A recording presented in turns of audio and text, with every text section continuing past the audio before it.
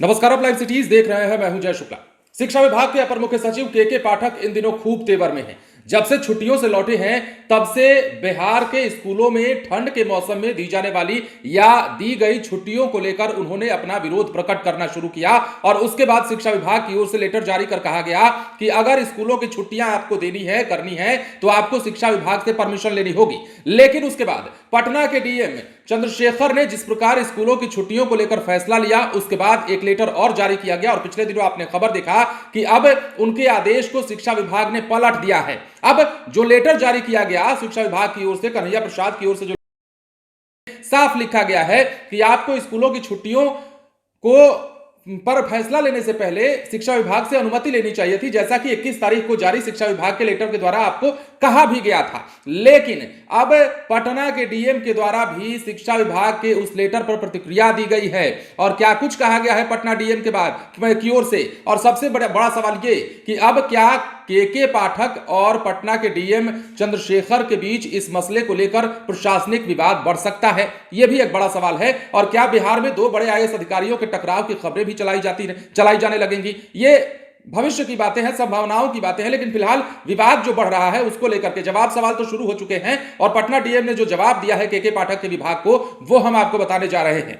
दरअसल जिले में 23 जनवरी तक सभी सरकारी और निजी स्कूलों में 8वीं तक की कक्षाएं बंद हैं। सर्दी के सितम को देखते हुए आदेश डीएम डॉक्टर चंद्रशेखर सिंह ने रविवार को जारी किया था। अब इसे लेकर सोमवार को शिक्षा विभाग के माध्यमिक शिक्षा निदेशक कन्हैया प्रसाद श्रीवास्तव ने सवाल उठाया, डीएम के आदेश को गलत बताया और पटना के जिला शिक्षा पदाधिकारी को स्कूल खोलने का निर्देश तक दे दिया।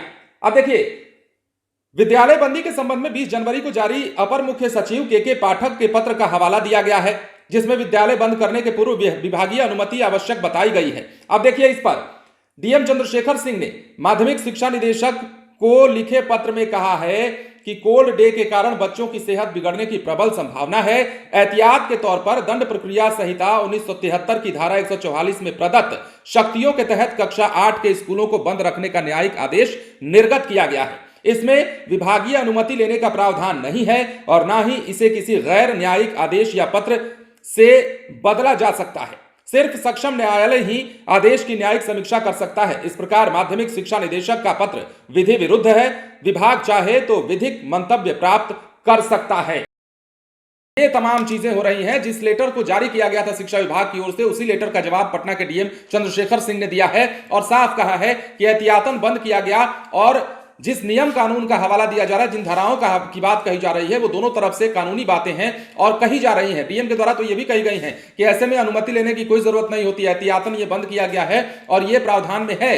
तो देखिए, अब शिक्षा विभाग और पटना के डीएम के बीच क्या विवाद बढ़ेगा, ये सवाल भी लोगों के मन में आने लगा है। हालांकि ऐसी कोई संभावना नहीं है, क्योंकि ये दो आईएएस अधिकारियों के बीच का मसला नहीं है, बल्कि एक विभाग और एक डीएम के द्वारा, जिलाधिकारी के द्वारा स्कूलों के संबंध में लिए जाने वाले फैसले को लेकर के है। तो ज्यादा विवाद बढ़ने की संभावना है नहीं और विवाद ना ही बढ़े तो अच्छा है, हम भी चाहते हैं, क्योंकि जितना विवाद बढ़ेगा उतना ही असर बिहार की शिक्षा व्यवस्था पर पड़ सकता है, बच्चों की पढ़ाई पर पड़ सकता है। और दूसरी तरफ बच्चों और मास्टरों में तो दहशत इस बात को लेकर है ही कि के पाठक ने फिलहाल तो पटना के लिए आदेश जारी किया है, या फिर यूं कहें कि पटना डीएम के आदेश पर यह फरमान जारी किया गया है, या जो भी कह लीजिए, निर्देश कह लीजिए, कड़े तेवर कह लीजिए, कड़ा रुख कह लीजिए, पत्राचार के माध्यम से सवाल जवाब कह लीजिए, जो कह लीजिए। लेकिन ऐसे में अब के पाठक स्कूलों की छुट्टियों को लेकर क्या फैसला ले लेंगे, इसे लेकर संशय बना हुआ है। और जो बिहार में शिक्षक हैं और छात्र भी, तमाम लोग पहले से ही दहशत में। बने रहे लाइव सिटीज के साथ। धन्यवाद।